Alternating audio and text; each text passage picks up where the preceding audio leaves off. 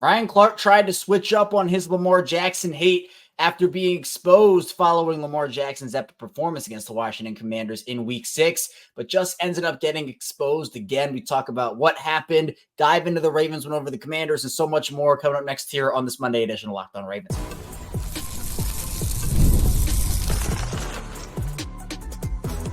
You are Locked On Ravens, your daily Baltimore Ravens podcast. Part of the Locked On Podcast Network, your team every day.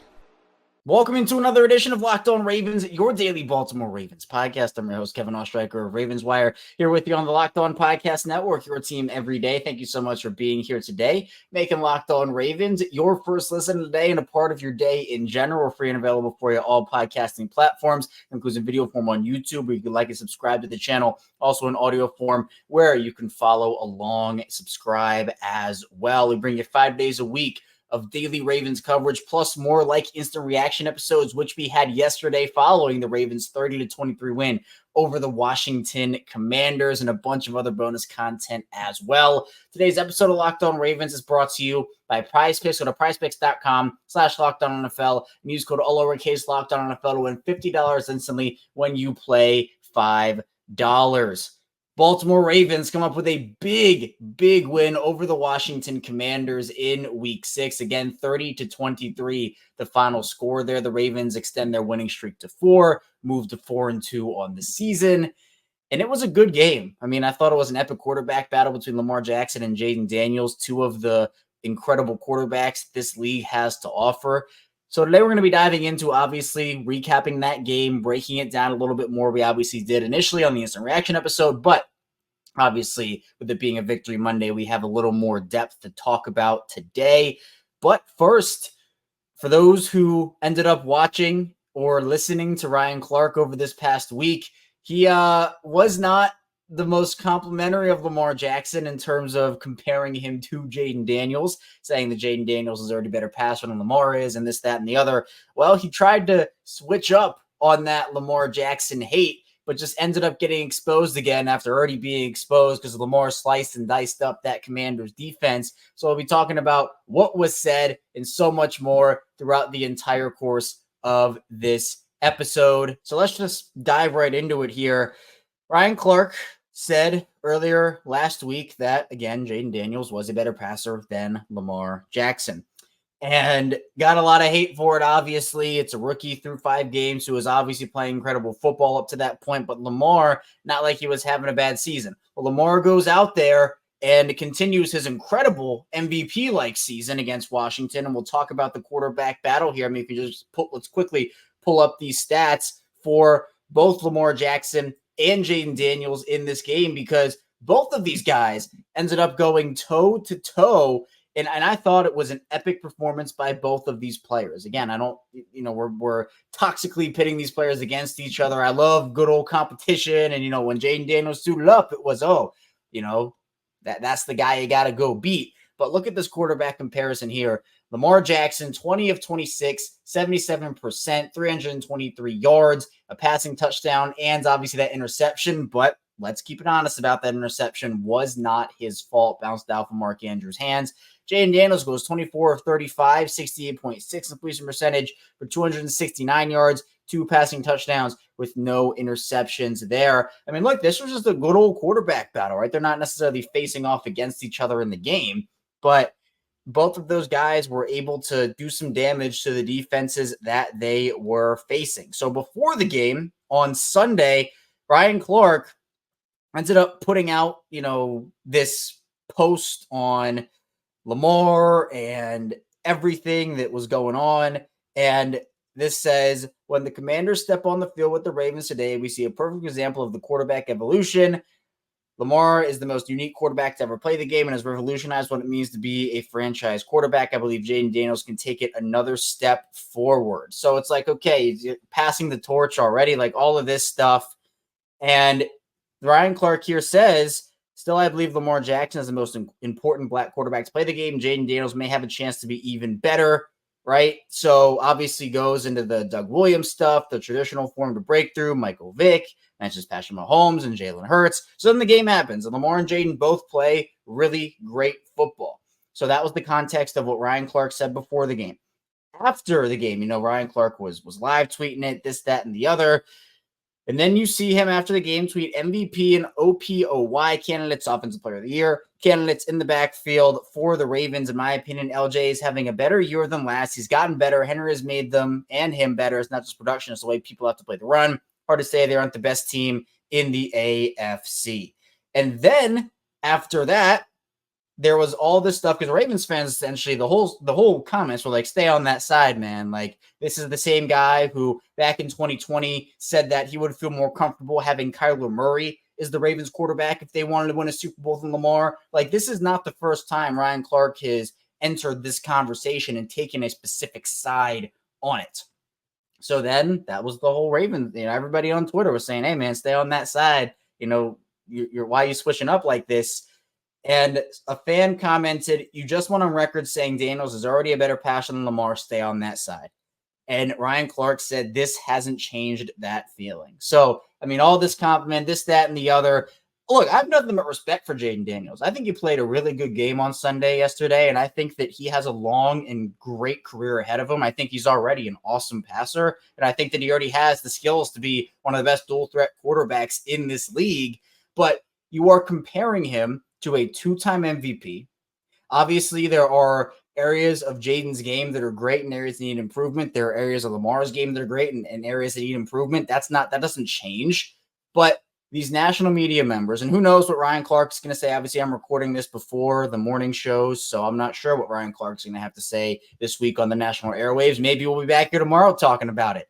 But I said it on the live show. The national media is writing these checks that in this situation, Jaden Daniels has to cash, where it's like, oh, well, he's a better passer than Lamar, and he has these expectations. Those are the expectations placed on his shoulders. Jaden is a really good young quarterback, but he's played now 6 games in the league. And now we're hearing comparisons. Oh, well, NFL scouts are saying that Jalen Milroe over at Alabama is a better passing Lamar Jackson. Like, Lamar is the standard now.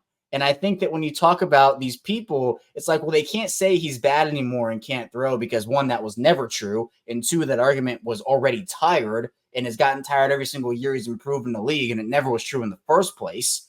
But now saying, oh, well, this guy's a better Lamar.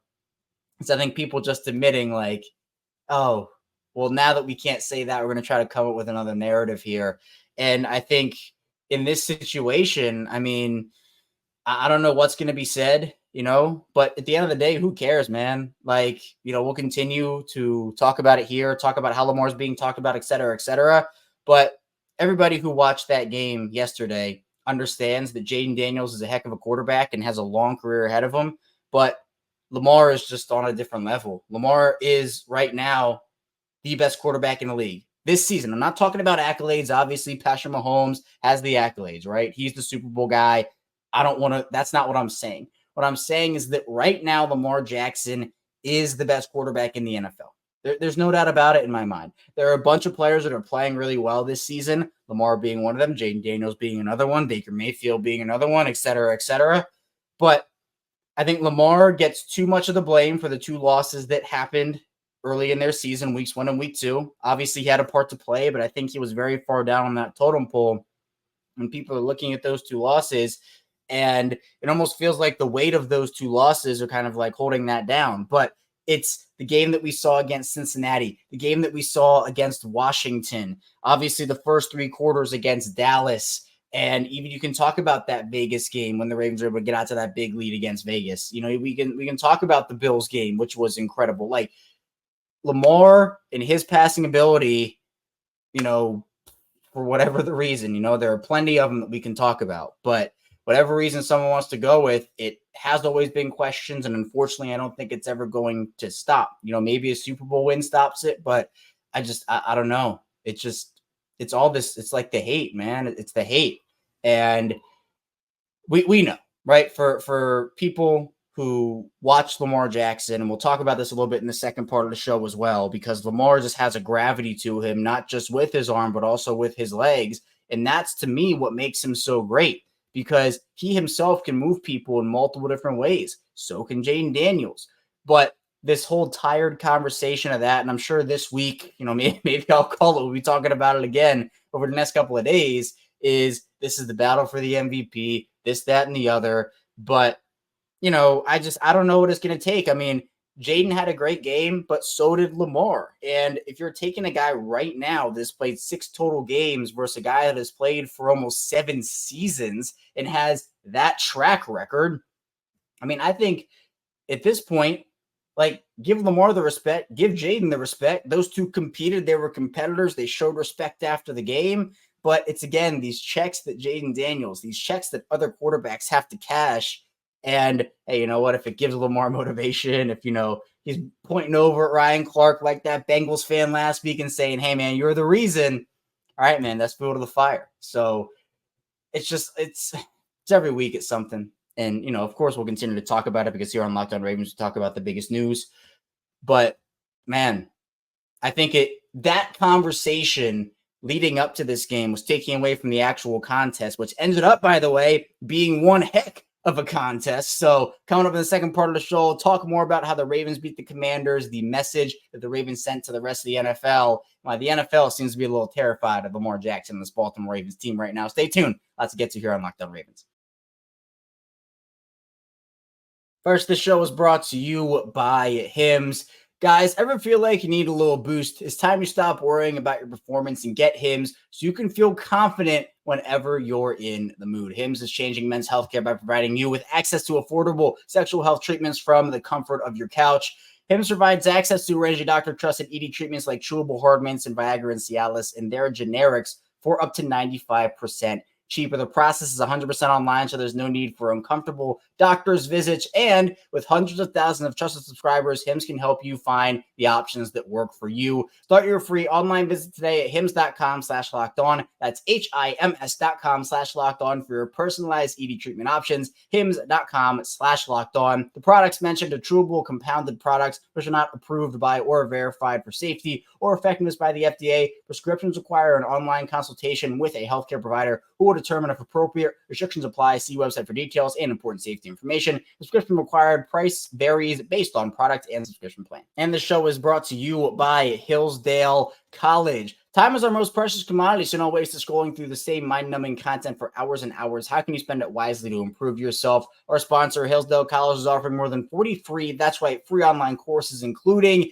Constitution 101, the meaning of history of the Constitution, Introduction to Free Market Economics, The Great American Story, A Land of Hope, and so much more. Also, maybe you want some science in there. The Great Principles of Chemistry is another great course that Hillsdale has to offer. So, all of Hillsdale's courses are self-paced so that you can start whenever and tune in wherever. Plus, you can go deeper with readings, quizzes, discussions, or just enjoy lectures. Go right now to hillsdale.edu/lockedon to enroll. There's no cost, and it's easy to get started. That's hillsdale.edu/lockedon to register. hillsdale.edu/lockedon. We're back. Our second segment, Locked On Ravens. Kevin Oshchuk is still here after the Ravens Week 6 win over the Washington Commanders. Really appreciate everybody for being here today, making Locked On Ravens both the part of your day and your first listen each and every day. Be sure to, again, subscribe in video form, like the video. Also, subscribe and follow along in audio form for 5 days a week, plus more of daily Ravens coverage. The audio community is growing at such a rapid rate. Video community, over 8,500 subscribers, close to our goal of 9,000 and that next big goal of 10,000. So appreciate all the support there. If you have a friend or a family member who wants 5 days a week to do the Ravens coverage, be sure to send them our way here on Locked On Ravens. One more thing about the Ryan Clark situation before we get into the actual game, we're going to get into that in a minute, is, look, I mean, if Lamar was having a bad season, throwing the ball, or a middling season and Jaden was going off like he is, it would make more sense to say something like that for this season. But again, it's comparing it to his whole body of work in his career to a 2-time MVP. And then to double down on after the game, which Ryan Clark did, after Lamar just, again, slice and dice that defense up, like I said. If Lamar had a bad passing game, then Ryan Clark would probably be like, oh, see, told you. But, I mean, both players played well. Like, again, I don't get it, man. But we'll move on from that. Let's talk about the game in general. Here is our general game recap. To me, I think that this game overall was much more competitive in terms of different aspects of the game. I thought it was going to be competitive overall, but I thought, late game, when it came down to it, I expected the Ravens to maybe be up by 2 scores, and then it wouldn't have been that competitive towards the end. But you know what? The Commanders, they hung around. So credit to them, but Baltimore able to out-execute Washington, especially a little bit there down the stretch. But for this game recap, again, 30-23 to final score. Baltimore outgained Washington by almost 200 total yards in this game. 308 passing yards for the Ravens, 253 total for the Commanders. And again, how that works is total passing yards takes out the amount of yards that are lost in sacks, but the quarterbacks in their stat line does not get punished for that. So that's how that works. Ravens averaged almost 6 yards per pass more than the Commanders did, 11 compared to 6.7. The Ravens averaged 2 more yards per play, 7.4 to 5.4. But here's where I think the game was won, or at least one of the big areas the game was won. Third down, 60% for the Ravens. They go 6 of 10. The Commanders go 4 of 12. That's 33.3%. In the run game, we saw obviously Derrick Henry go off for another Derrick Henry stat line. And I kind of mentioned this on the post game, where it's almost like we're becoming numb, or at least I am. I don't know if anybody else feels this way, but it almost feels like we're getting numb to these Derrick Henry, these stat lines, because of the fact that, okay, yeah, you know what? Derrick Henry goes 24 for 132, 2 touchdowns on the ground. But, we've seen an 87-yard touchdown on the opening drive. We've seen 199 yards from Derrick Henry. This was a really good game from Derrick Henry. I thought Washington's run defense sold out to stop the run, and I thought that they did an effective job of doing so for the most part. But Derrick Henry was still able to get those stats, and the run offense was still able to be super effective. And the message that the Ravens sent in this game, I'm going to take you back to a play with Derrick Henry and Lamar Jackson late in this game as Baltimore was trying to seal away the win. I believe it was like right at 3 minutes or right below 3 minutes on the clock in the fourth quarter. And there was a little fake going on, and Derrick Henry gets the ball, and Lamar kind of runs out to the outside. It's very obvious that Derrick Henry has the ball, right? Most of the Washington defense is going over there.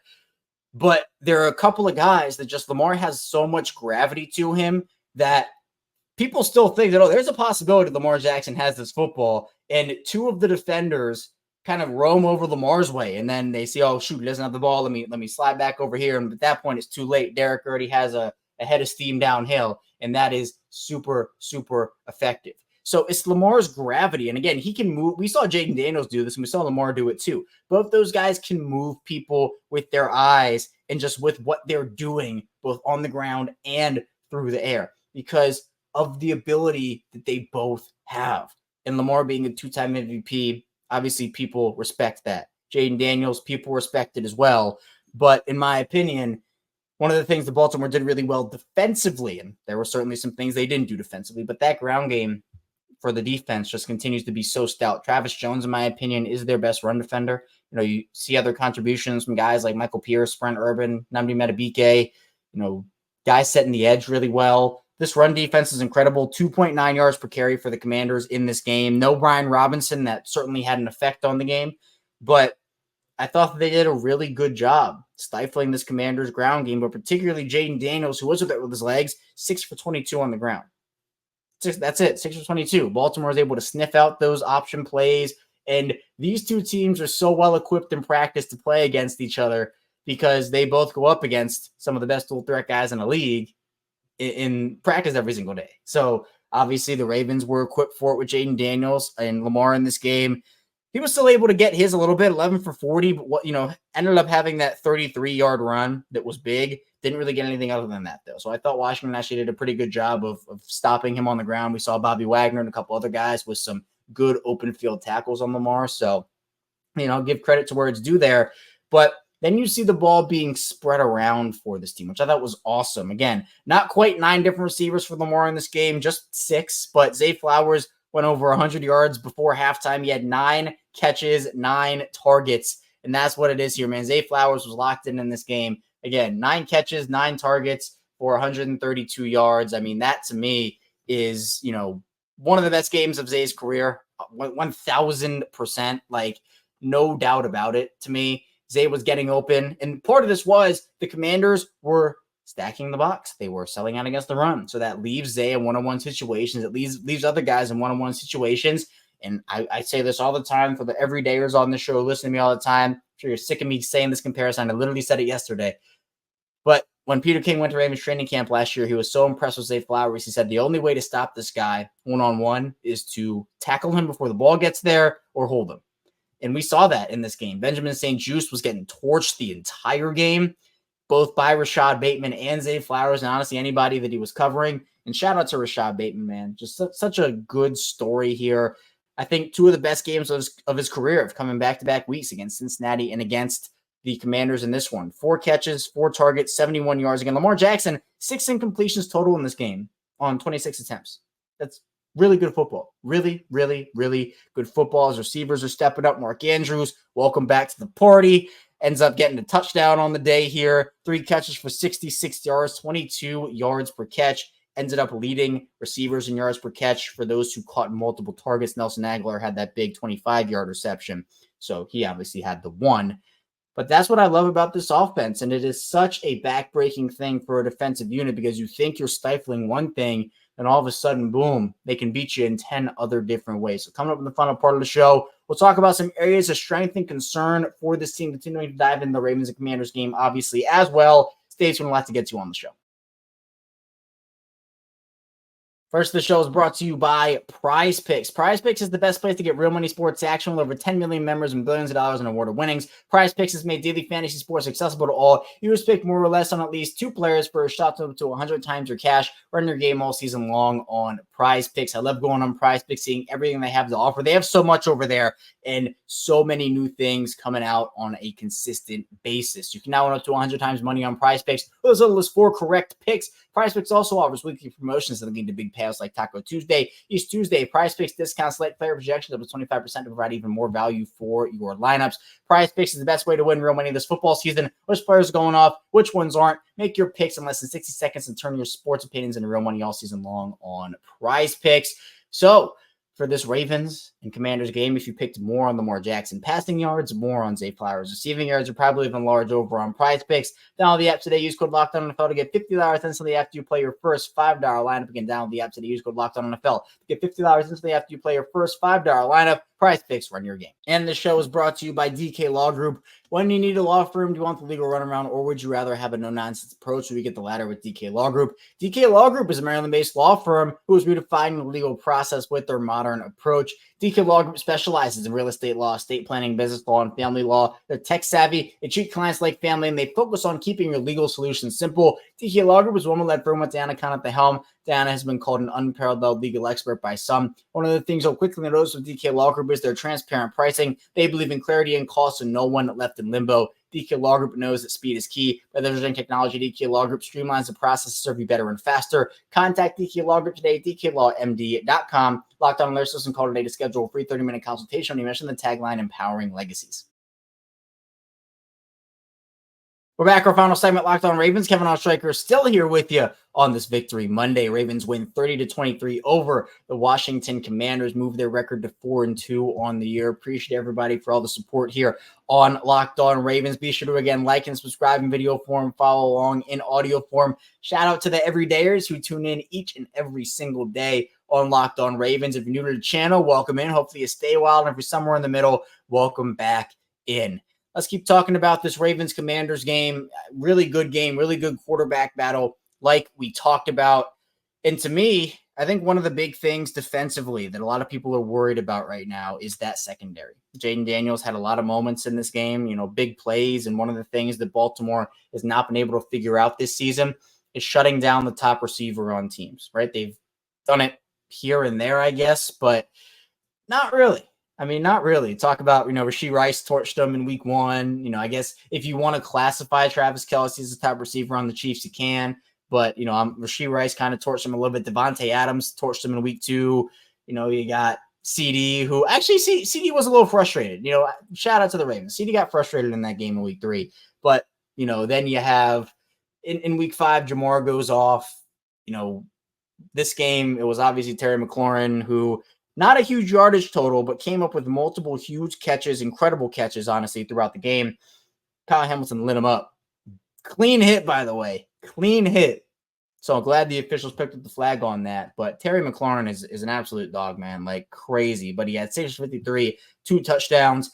Zach Ertz feasted on this defense, 4 for 68. Noah Brown got loose for a couple of big gains. And, 4 of the Commanders' 8 receivers in this game average, or 7, excuse me, 4 of the Commanders' 7 receivers who caught a pass in this game ended up averaging over 10 yards per catch. So, but Marcus Williams got turned around and frozen by Jaden Daniels on a touchdown throw to Terry. That was the first one to Terry McLaurin.